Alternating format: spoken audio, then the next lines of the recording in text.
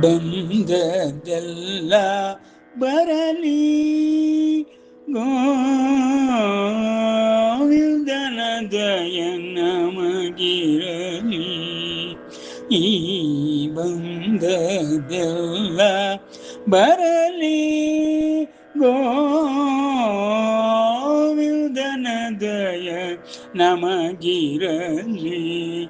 ಈ ಬಂದದೆಲ್ಲ ಬರಲಿ ಗೋವಿಂದನ ದಯ ನಮಗಿರಲಿ. ಈ ಬಂದದೆಲ್ಲ ಬರಲಿ. ಮಂದರಧರ ಗೋವಿಂದ ಮುಕುಂದನ ಮಂದರಧರ ಗೋವಿಂದ ಮುಕುಂದನ ಸಂದರ್ಶನವೋ ದಿದ್ದರೆ ಸಾಲದೆ ಸಂದರ್ಶನವೋ ದಿದ್ದರೆ ಸಾಲದೆ ಬಂದದೆಲ್ಲ ಬರಲಿ ಗೋವಿಂದನ ದಯ ನಮಗಿರಲಿ. ಈ ಬಂದದೆಲ್ಲ ಬರಲಿ. ಡಿಂಗಣ ಹೆಗಲೇರಿದಾಗೆ ಕಲಿ ಬಂಧವೇಕೆ ಮತ್ತವಗೆ. ಡಿಂಗಣ ಹೆಗಲೇರಿದಾಗೆ ಕಲಿ ಬಂಧವೇಕೆ ಮತ್ತವಗೆ. ರಂಗನ ದಯವುಳ್ಳವಗೆ ರಂಗನ ದಯವುಳ್ಳವಗೆ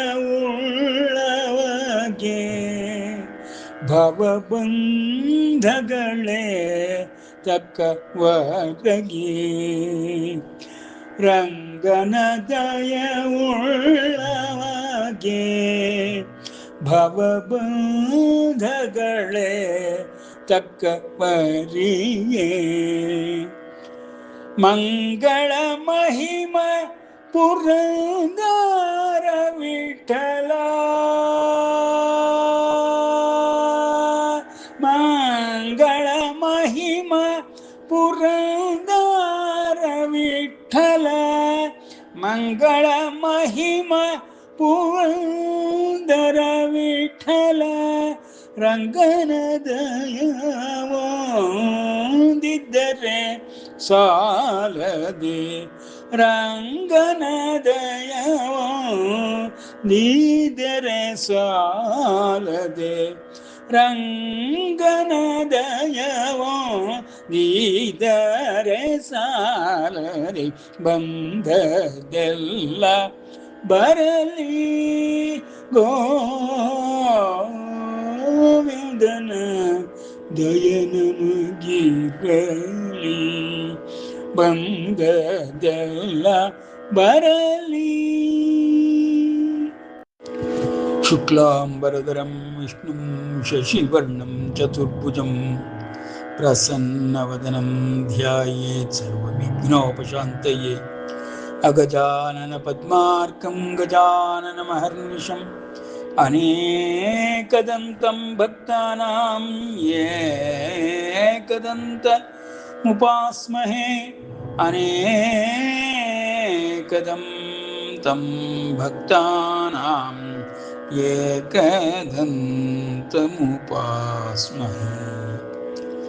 ಪರಿತ್ರಾಣಾಯ ಸಾಧೂನಾಂ ವಿನಾಶಾಯ ಚ ದುಷ್ಕೃತಾಂ ಧರ್ಮ ಸಂಸ್ಥಾಪನಾರ್ಥಾಯ ಸಂಭವಾಮಿ ಯುಗೇ ಯುಗೇ. ಸರ್ವಧರ್ಮಾನ್ ಪರಿತ್ಯಜ್ಯ ಮಾಮೇಕಂ ಶರಣಂ ವ್ರಜ. ಅಹಂ ತ್ವಾ ಸರ್ವಪಾಪೇಭ್ಯೋ ಮೋಕ್ಷಯಿಷ್ಯಾಮಿ ಮಾ ಶುಚಃ. ಅನನ್ಯಾಶ್ಚಿಂತಯಂತೋ ಮಾಂ ಯೇ ಜನಾಃ ಪರ್ಯುಪಾಸತೆ ತೇಷಾಂ ನಿತ್ಯಾಭಿಯುಕ್ತಾನಾಂ ಯೋಗಕ್ಷೇಮಂ ವಹಾಮ್ಯಹಂ ಯೋಗಕ್ಷೇಮಂ ವಹಾಮ್ಯಹಂ ಯೋಗಕ್ಷೇಮಂ ವಹಾಮ್ಯಹಂ ಕರ್ಮಣ್ಯೇವಾಧಿಕಾರಸ್ತೆ ಮಾ ಫಲೇಷು ಕದಾಚನ ಮಾ ಫಲೇಷು ಕದಾಚನ ಮಾ ಕರ್ಮ ಫಲಹೇತುರ್ಭೂಮೋ ಮಾ ಕರ್ಮ ಫಲಹೇತು ಭೂಃ ಮಾ ತೇ ಸಂಗೋಸ್ತು ಅಕರ್ಮಣಿ ಮಾ ತೇ ಸಂಗೋಸ್ತು ಅಕರ್ಮಣಿ ಅಂಬ ತ್ವಾಮನುಸಂ ದದಾಮಿ ಭಗವದ್ಗೀತೆ ಭವದ್ವೇಷಿಣಿ. ಇದುವರೆಗೆ ನಾವು ಗೀತಾಜ್ಞಾನ ಅಭ್ಯಾಸದ 12 ಅಧ್ಯಾಯಗಳನ್ನು ಮುಗಿಸಿ 13ನೇ ಅಧ್ಯಾಯ ಕ್ಷೇತ್ರಜ್ಞ ಯೋಗವನ್ನು ನೋಡುತ್ತಲಿದ್ದೇವೆ. ಅತ್ಯಂತ ವಿಶೇಷವಾದ ತಿರುವು ಪಡೆದುಕೊಂಡು ಕ್ಷೇತ್ರಜ್ಞನ ಜ್ಞಾನವನ್ನು ಸಂಪೂರ್ಣವಾಗಿ ಕರುಣಿಸಿದ ಪರಮಾತ್ಮನು ಈಗ ಕ್ಷೇತ್ರದ ವಿಷಯದಲ್ಲಿ ಮಾತುಗಳನ್ನು ಹೇಳ ಹೊರಟಿದ್ದಾನೆ. ಕ್ಷೇತ್ರವೆಂದರೆ ಬೇರೆ ಯಾವುದೂ ಅಲ್ಲ, ನಮ್ಮ ದೇಹಗಳೇ ಕ್ಷೇತ್ರ ಎಂಬುದನ್ನು ತಿಳಿದುಕೊಳ್ಳಬೇಕು ಅರ್ಜುನ.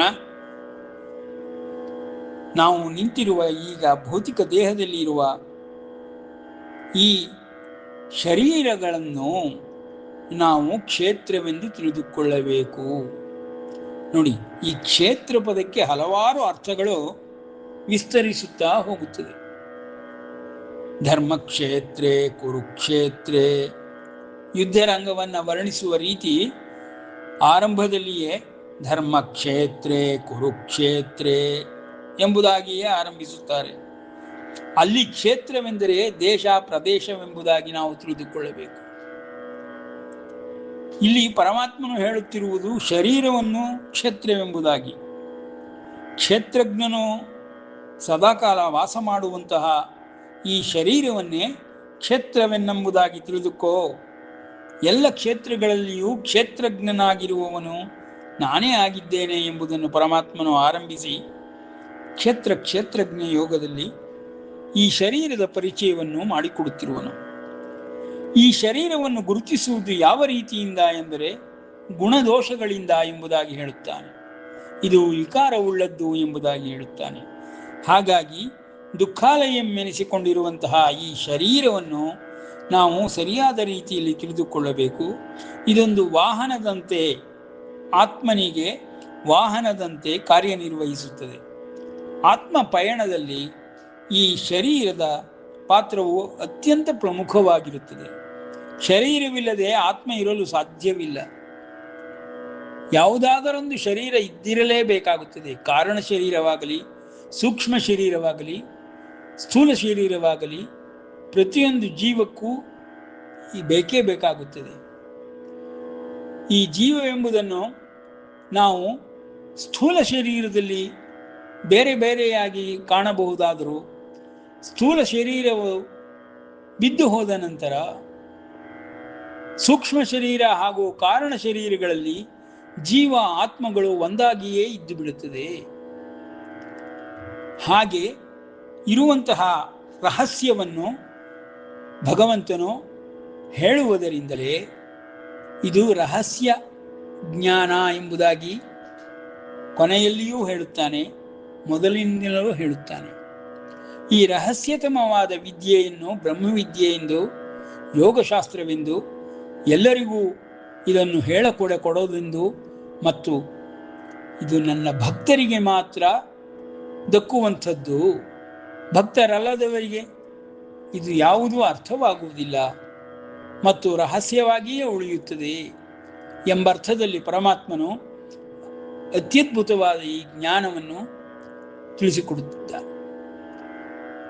ಇಲ್ಲಿ ಬ್ರಹ್ಮ, ಆತ್ಮ ಪದಗಳ ಪರಿಚಯವನ್ನು ನಾವು ಮಾಡಿಕೊಳ್ಳಬೇಕು. ಬ್ರಹ್ಮನೆಂದರೆ ಪರಬ್ರಹ್ಮನನ್ನು, ಪರಮಪುರುಷನನ್ನು ಮತ್ತು ಪರಮೇಶ್ವರನನ್ನು ಪ್ರತಿನಿಧಿಸುವಂತಹ ಪದ. ಆತ್ಮನೆಂದರೆ ಒಂದು ಜೀವಾತ್ಮನನ್ನು ಪ್ರತಿನಿಧಿಸುವ ಪದ. ಪ್ರತಿ ಶರೀರದಲ್ಲಿಯೂ ಕಾರಣ ಶರೀರ, ಸೂಕ್ಷ್ಮ ಶರೀರಗಳಿದ್ದಾಗ್ಯೂ ಭೌತಿಕ ಶರೀರವನ್ನು ಪಡೆದುಕೊಂಡ ಕ್ಷಣದಿಂದಲೇ ಅದನ್ನು ನಾವು ಆತ್ಮವೆಂದು ಗುರುತಿಸುತ್ತೇವೆ. ಹೀಗೆ ಬ್ರಹ್ಮ ಮತ್ತು ಆತ್ಮ ಪದಗಳಿಗೆ ವ್ಯತ್ಯಾಸವನ್ನು, ಜೀವಾತ್ಮ ಪರಮಾತ್ಮ ಎಂಬ ವ್ಯತ್ಯಾಸವನ್ನು ತಿಳಿದುಕೊಳ್ಳಬೇಕು. ಕ್ಷೇತ್ರಜ್ಞನು ಪರಮಾತ್ಮನೇನೆ. ಯಾವಾಗ ಅವನು ಕ್ಷೇತ್ರಜ್ಞನಾಗುತ್ತಾನೆಂದರೆ ಪ್ರತಿ ಶರೀರದಲ್ಲಿಯೂ ಇರುವ ಆತ್ಮನು ಪರಮಾತ್ಮನಿಗೆ ಸಮನಾಗಿಯೇ ಕಂಗೊಳಿಸುತ್ತಿರುತ್ತಾನೆ. ಆದರೆ ಈ ಜೀವಾತ್ಮನ ದೇಹಭಾವದಿಂದ, ದೇಹದ ಮೇಲಿನ ಮೋಹದಿಂದ ಈ ದೇಹವನ್ನು ಅಭಿಮಾನವನ್ನು ಹೊಂದಿಕೊಂಡು ದೇಹವೇ ತಾನೆಂಬುದಾಗಿ ತಿಳಿದುಕೊಳ್ಳುವಂತಹ ಮತಿಗಳಿಗೆ, ಧೃತಿಗಳಿಗೆ ಇದು ದೇಹವಾಗಿಯೇ ಉಳಿಯುತ್ತದೆಯೇ ಹೊರತು ಆತ್ಮನ ಬೆಳಕು ಕಾಣಿಸುವುದೇ ಇಲ್ಲ. ಅಂತಹವರುಗಳು ಆತ್ಮನೂ ಇಲ್ಲ, ಪರಮಾತ್ಮನೂ ಇಲ್ಲ ಎಂಬುದಾಗಿಯೇ ತಿಳಿದುಕೊಳ್ಳುತ್ತಾ ಈ ದೇಹವನ್ನಷ್ಟೇ ಸತ್ಯವೆಂಬುದಾಗಿ ನಂಬುತ್ತಾ ವಾಹನದಂತೆ ಉಪಯೋಗಿಸಿಕೊಳ್ಳುತ್ತಾ ಬಾಳುತ್ತಿರುತ್ತಾರೆ. ಈ ವಾಹನದಿಂದ ನಮ್ಮ ಕಾಲ ಮುಗಿದ ಒಡನೆಯೇ ನಾವು ಹೊರಗೆ ಹೋಗಬೇಕಾಗುತ್ತದೆ, ಕೆಳಗಿಳಿಯಬೇಕಾಗುತ್ತದೆ ಎಂಬ ಕಲ್ಪನೆಯೂ ಇಲ್ಲದಂತೆ ಈ ದೇಹವೇ ನನ್ನದು, ನಾನೇ ದೇಹ, ಈ ದೇಹದಿಂದ ನನ್ನನ್ನು ಗುರುತಿಸುತ್ತಾರೆ ಎಂಬ ಅಭಿಮಾನಗಳಿಂದ ಪ್ರತಿಯೊಂದು ಜೀವವು ಉಳಿಯುತ್ತದೆ. ಕಣದಲ್ಲಿಯೂ ಬೆರೆತು ಹೋಗಿರುವಂತಹ ಜೀವವನ್ನು ಆತ್ಮನ ಅಂಶವೆಂದೇ ತಿಳಿದುಕೊಳ್ಳಬೇಕು. ಆತ್ಮನ ಅಂಶವಾಗಿ ಪ್ರತಿ ಕಣದಲ್ಲಿಯೂ ಜೀವವು ಕಾರ್ಯನಿರ್ವಹಿಸುತ್ತದೆ. ಎಲ್ಲ ಕಣಗಳಿಂದಲೂ, ಜೀವವು ಹೋದ ಒಡನೆಯೇ ಆತ್ಮವು ಹೊರಟು ಹೋಗುತ್ತದೆ. ಜೀವಕಣಗಳಲ್ಲಿ ಜೀವ ಇರುವ ತನಕವೂ ಆತ್ಮವು ಈ ಶರೀರವನ್ನು ಬಿಟ್ಟು ಹೋಗುವುದಿಲ್ಲ. ಜೀವವೆಂಬುದು ಭೌತಿಕ ಶರೀರದಲ್ಲಿ ಕಣದಲ್ಲೂ ಇರುವಂಥದ್ದು. ಬಿಟ್ಟ ಒಡನೆಯೇ ಆತ್ಮನಲ್ಲಿಯೇ ಸೇರಿಕೊಂಡು ಆತ್ಮವು ಸ್ಥೂಲ ಶರೀರವನ್ನು ಬಿಟ್ಟು ತನ್ನ ಸೂಕ್ಷ್ಮ ಶರೀರವನ್ನು ಪಡೆದುಕೊಳ್ಳುತ್ತದೆ. ಆ ಸೂಕ್ಷ್ಮ ಶರೀರಕ್ಕೂ ಪಾಪ ಮತ್ತು ಪುಣ್ಯಗಳ ಆಧಾರದ ಮೇಲೆ ಪ್ರೇತ ಶರೀರ ಉಂಟಾಗುತ್ತದೆ. ಪಾಪದ ಆಧಾರದ ಮೇಲೆ ಪ್ರೇತ ಶರೀರವು, ಪಿಶಾಚ ಶರೀರವು ಉಂಟಾಗಬಹುದು. ಇಲ್ಲವಾದರೆ ಪುಣ್ಯದ ಆಧಾರದ ಮೇಲೆ ಆ ಸೂಕ್ಷ್ಮ ಶರೀರಕ್ಕೆ ಭೂತಾತ್ಮನೂ ಆಗಬಹುದು, ಪರಮಾತ್ಮನೂ ಆಗಬಹುದು. ಈ ರೀತಿ ಪರಮಾತ್ಮನ ಲಕ್ಷಣಗಳನ್ನು ಬಿಂಬಿಸುವಂತಹ ಪ್ರತಿಯೊಂದು ಜೀವಾತ್ಮನು ಮೇಲಿನ ಸ್ತರಕ್ಕೆ ಏರುತ್ತಾ ಇರುತ್ತಾನೆ. ಪಾಪವನ್ನು ಪ್ರತಿಬಿಂಬಿಸುವಂತಹ ಪ್ರತಿಯೊಂದು ಜೀವಾತ್ಮನು ಕೆಳಗಿನ ಸ್ತರಗಳಿಗೆ ಇಳಿಯುತ್ತಿರುತ್ತಾನೆ.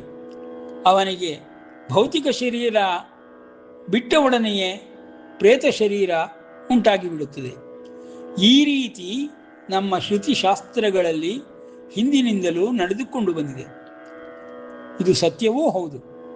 ಎಲ್ಲರಿಗೂ ಗೋಚರವಾಗದಿದ್ದಾಗ್ಯೂ ಅಂತಹ ವಿಶೇಷ ಶಕ್ತಿಯನ್ನು ಪಡೆದಂಥವರು, ಸಿದ್ಧಿಗಳನ್ನು ಪಡೆದುಕೊಂಡವರು ಈ ಒಂದು ಶರೀರಗಳನ್ನು ನೋಡಲು ಸಾಧ್ಯ.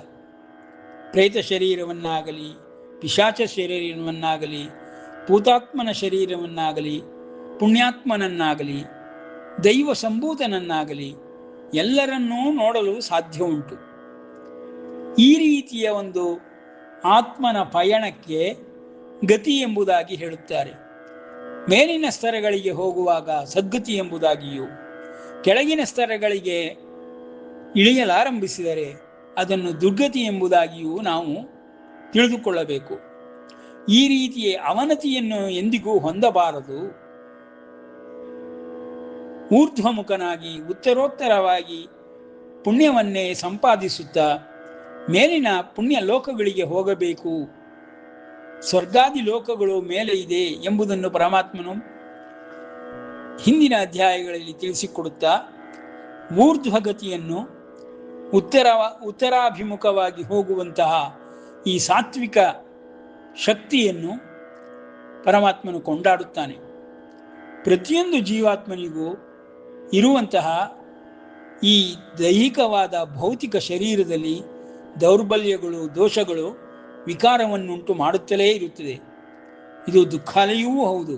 ಆದುದರಿಂದ ಈ ಶರೀರದಿಂದ ಭಿನ್ನನಾಗಿ ನೀನು ಎಂದಿಗೂ ಶರೀರವನ್ನು ಆತ್ಮಾಭಿಮಾನದಿಂದ ಇಟ್ಟುಕೊಳ್ಳದೆ ಆತ್ಮನಲ್ಲಿ ಅಭಿಮಾನವನ್ನು ಬೆಳೆಸಿಕೊಳ್ಳುತ್ತಾ ಶರೀರವನ್ನು ವಿರಕ್ತನಂತೆ ನೋಡುತ್ತಾ ತನ್ನದಲ್ಲವೆಂಬುದಾಗಿ ತಿಳಿದುಕೊಳ್ಳುತ್ತಾ ಸದಾಕಾಲವೂ ಜಾಗೃತವಾಗಿರುವವನೇ ಬ್ರಹ್ಮನಲ್ಲಿ ನೆಲೆ ನಿಲ್ಲುತ್ತಾನೆ. ಅಂತಹ ಬ್ರಹ್ಮನಲ್ಲಿ, ಆತ್ಮನಲ್ಲಿ ನೆಲೆ ನಿಲ್ಲುವವನು ಕ್ಷೇತ್ರಜ್ಞನ ಸಮಕ್ಕೂ ಸಿದ್ಧಿಗಳನ್ನು ಪಡೆದುಕೊಳ್ಳುತ್ತಾನೆ. ಆಗ ಕ್ಷೇತ್ರಜ್ಞನ ಇರುವಿನ ಅರಿವು ಎಲ್ಲರಿಗೂ ಮೂಡುತ್ತದೆ. ಆ ಕ್ಷೇತ್ರಜ್ಞನಾಗಲಿ ಆತ್ಮವಾಗಲಿ ಬೆಳಕು. ಆ ಬೆಳಕಿನಲ್ಲಿಯೇ ಎಲ್ಲವೂ ಗೋಚರವಾಗುತ್ತಿರುತ್ತದೆ. ಆ ಬೆಳಕಿನಲ್ಲಿ ನಾವು ಉಂಟಾಗುವ ನೆರಳನ್ನೇ ಅಹಂಭಾವದಿಂದ ನೋಡುತ್ತಿರುತ್ತೇವೆ. ಆ ಅಹಂಭಾವವನ್ನು ಯಾವಾಗ ಆತ್ಮನಲ್ಲಿ ಲಯ ಮಾಡಿಕೊಳ್ಳುತ್ತೇವೆಯೋ ಆಗ ಅಹಂಭಾವವೇ ಇಲ್ಲದಾಗಿ, ನೆರಳೇ ಇಲ್ಲದಾಗಿ, ಆತ್ಮನೇ ಬೆಳಕಾಗಿ ಈ ಶರೀರವು ಕಾಂತಿಯುಕ್ತವಾಗಿ, ದೇದೀಪ್ಯಮಾನವಾಗಿ ದಿವ್ಯ ರೂಪಗಳನ್ನು ಪಡೆದುಕೊಳ್ಳುತ್ತದೆ. ದಿವ್ಯ ರೂಪಗಳನ್ನು ಪಡೆದುಕೊಳ್ಳುವುದೇ ದೇವತೆಗಳಾಗುವುದು. ಪಿತೃದೇವತೆಗಳಾಗಲಿ, ದೇವತೆಗಳಾಗಲಿ, ತ್ರಿಮೂರ್ತಿಗಳಾಗಲಿ ಅವರ ಸ್ತರಕ್ಕೆ ಏರಬೇಕೆನಿಸಿದರೆ ಪುಣ್ಯವನ್ನು, ಧರ್ಮವನ್ನು ಸಂಪಾದಿಸಲೇಬೇಕು. ಇಲ್ಲಿ ಧರ್ಮವನ್ನು ಸಂಪಾದಿಸುವುದು ಎಂದರೆ ಧರ್ಮ ಮಾರ್ಗದಲ್ಲಿ ನಿರತನಾಗಿರುವುದು ಎಂಬುದಾಗಿ. ಇಂದ್ರಿಯ ನಿಗ್ರಹ ಎಂಬುದು ಅದೇ ಅರ್ಥದಲ್ಲಿ. ವಿಷಯದಲ್ಲಿ, ಇಂದ್ರಿಯಗಳ ವಿಷಯದಲ್ಲಿ ವಿರಕ್ತಿ ಇರಬೇಕೇ ಹೊರತು ಇಂದ್ರಿಯದಲ್ಲಿಯೇ ವಿರಕ್ತಿ ಇರಕೂಡದು. ಇಂದ್ರಿಯವನ್ನು ಉಪಯೋಗಿಸದೆ ಯಾವ ಜೀವವೂ ಬಾಳಲಾಗದು.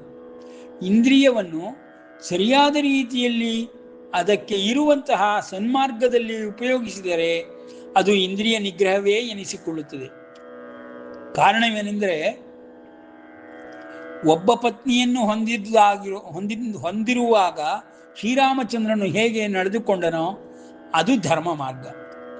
ಹಲವಾರು ಪತ್ನಿಯರನ್ನು ಹೊಂದುವುದು ದೈಹಿಕವಾದ ವಿಷಯಗಳಲ್ಲಿ ಮುಳುಗುವಂತಹ, ಇಂದ್ರಿಯ ವಿಷಯಗಳಲ್ಲಿ ಸದಾ ತಲ್ಲೀನನಾಗುವಂತಹ ಭೌತಿಕ ಮಾರ್ಗ.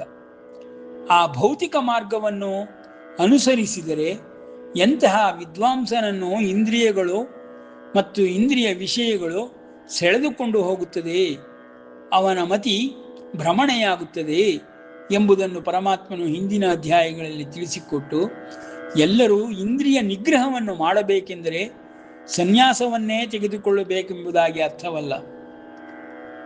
ಸನ್ಯಾಸಿಗಳಿಗೂ ಸಹಿತ ನಾಲಿಗೆ ಎಂಬ ಇಂದ್ರಿಯವೂ ಇದ್ದೇ ಇರುತ್ತದೆ. ಅವರು ರುಚಿಯನ್ನು ನಾವು ಅರಸಿಕೊಂಡು ಹೋದಾಗ ಅದು ಇಂದ್ರಿಯ ನಿಗ್ರಹವಾಗುವುದಿಲ್ಲ. ರುಚಿಯನ್ನೇ ನಾವು ನೋಡದೆ ಯಾವಾಗ ಆಹಾರವನ್ನು ಯಾವ ರುಚಿಯಲ್ಲಿದ್ದರೂ ಸ್ವೀಕರಿಸುತ್ತೇವೆಯೋ ಆಗ ಈ ನಾಲಿಗೆ ಎಂಬ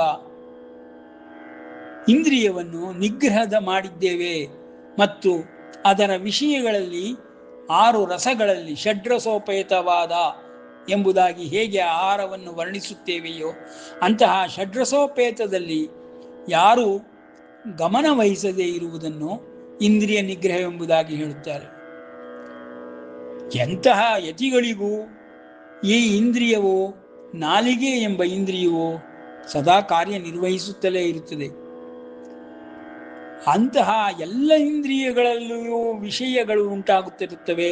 ಆ ವಿಷಯಗಳಲ್ಲಿ ಯಾರು ಧರ್ಮ ಮಾರ್ಗದಲ್ಲಿ ಆ ಇಂದ್ರಿಯವನ್ನು ಉಪಯೋಗಿಸಿಕೊಂಡು ಎಲ್ಲ ಇಂದ್ರಿಯಗಳ ವಿಷಯಗಳನ್ನು ಪರಮಾತ್ಮನಲ್ಲಿಯೇ ಅರ್ಪಿಸುತ್ತಾ, ಪರಮಾತ್ಮನಲ್ಲಿಯೇ ಕೇಂದ್ರೀಕರಿಸುತ್ತಾ, ಪರಮಾತ್ಮನ ಸ್ಮರಣೆಯಲ್ಲಿಯೇ ಇರುತ್ತಾರೆಯೋ ಅಂತಹವರೆಲ್ಲರೂ ಮಾಡುವ ಸಕಲ ಕರ್ಮಗಳು ಇಂದ್ರಿಯ ಕರ್ಮಗಳಾಗಿದ್ದಾಗ್ಯೂ ಯಜ್ಞವೆಂದು ಪರಿಣಮಿಸಿ ಬಿಡುತ್ತದೆ.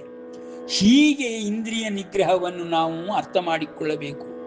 ಇಂದ್ರಿಯ ನಿಗ್ರಹವೆಂದರೆ ಎಲ್ಲವನ್ನು ಬಿಡುವುದು ಎಂಬ ಅರ್ಥವಲ್ಲ.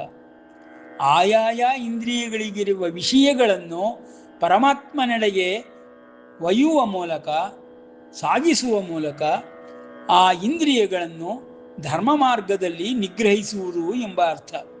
ಈ ರೀತಿಯ ಇಂದ್ರಿಯ ನಿಗ್ರಹದಿಂದ ಒಬ್ಬನು ಸದಾಕಾಲದಲ್ಲಿಯೂ ತನ್ನ ಸಕಲೇಂದ್ರಿಯಗಳನ್ನು ಬ್ರಹ್ಮನಲ್ಲಿಯೇ ನೆಲೆ ನಿಲ್ಲಿಸಲು ಸಾಧ್ಯವಾಗುತ್ತದೆ.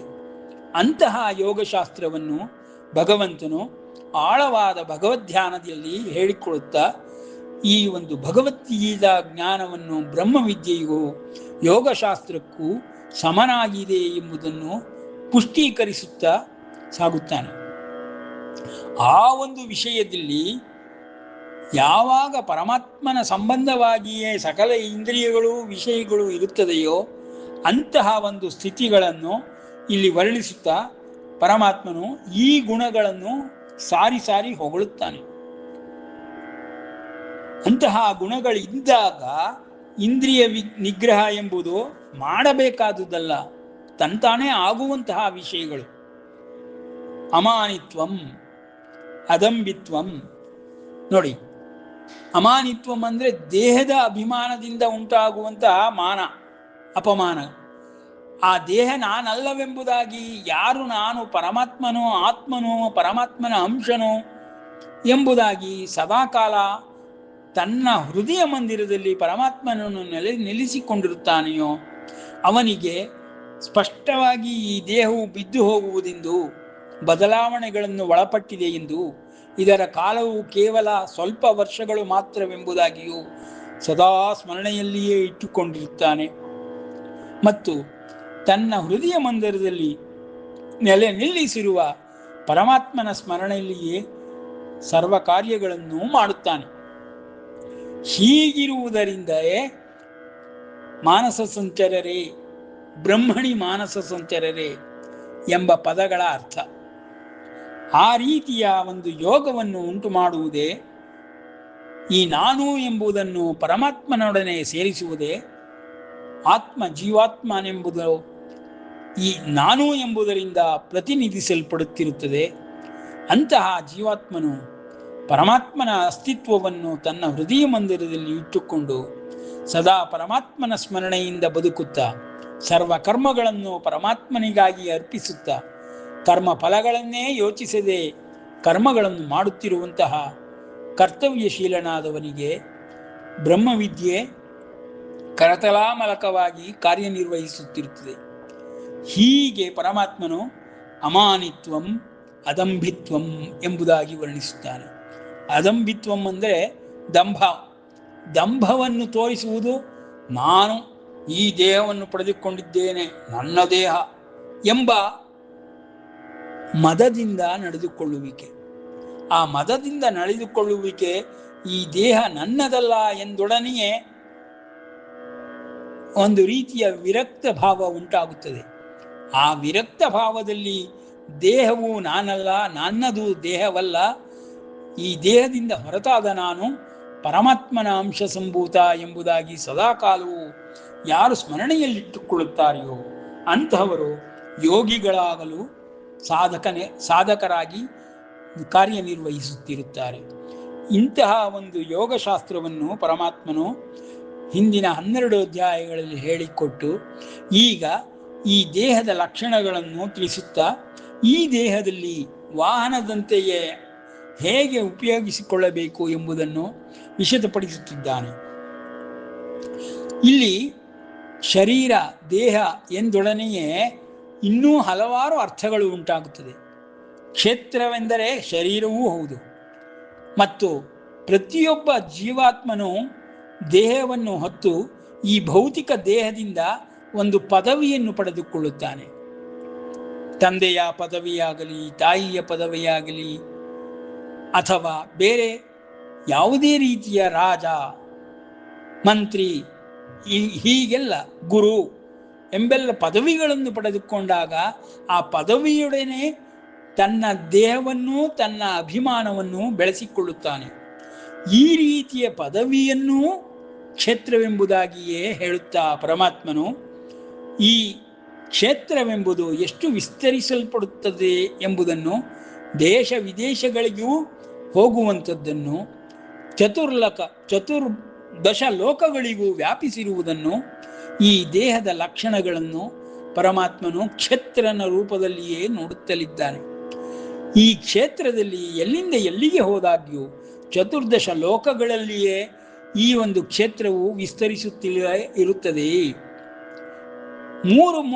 ಮೂರೇ ಮೂರು ಲೋಕಗಳುಳ್ಳ ಅಂತರ್ಮುಖಿಯಾಗಿ ಶರೀರದ ಒಳಕ್ಕೆ ಯಾರ ಮತಿ ಮತ್ತು ಮನಸ್ಸುಗಳು ಹೊಕ್ಕುತ್ತದೆಯೋ, ಅಂತರ್ಮುಖಿಯಾಗುತ್ತದೆಯೋ, ಆಗ ಅವನಿಗೆ ಸೂಕ್ಷ್ಮ ಶರೀರವು ಕಾರಣ ಶರೀರವು ಗೋಚರವಾಗಲಾರಂಭಿಸುತ್ತದೆ. ಆ ಕಾರಣ ಶರೀರ ಸೂಕ್ಷ್ಮ ಶರೀರಗಳಲ್ಲಿಯೇ ಇದ್ದು ಬಡುವಂತಹ ದೇವತಾದಿಗಳಾಗಲಿ, ಪ್ರೇತ ಪಿಶಾಚಿಗಳಾಗಲಿ ಈ ಭೌತಿಕ ಶರೀರವನ್ನು ಕಳೆದುಕೊಂಡ ನಂತರ ಈ ಪ್ರದೇಶದಲ್ಲಿಯೇ ಇದ್ದು ಬಿಡುತ್ತಾರೆ.